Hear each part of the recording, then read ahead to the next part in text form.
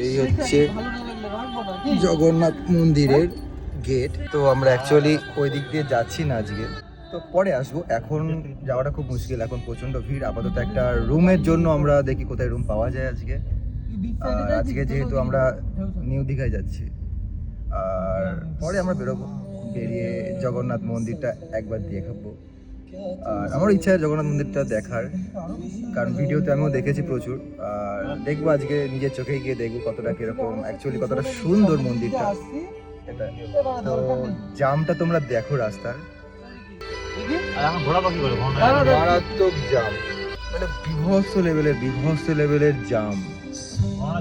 মানে এগোতেই পারছি না, আমরা এগোতেই পারছি না। মানে এর থেকে যদি আমি হেঁটে হেঁটে চলে যাই অনেক আগে পৌঁছে যাবো, এরকম মানে এতটা জাম লেগে রয়েছে আজকে। এই দেখো রাস্তার কি অবস্থা, এইটুকুনি রাস্তা, তার আবার এত যদি বড় বড় গর্ত হয়। মানে আমাদের গাড়িটা একটুর জন্য বেঁচে গেছে, হালকা গর্তের মধ্যে পড়েছিল।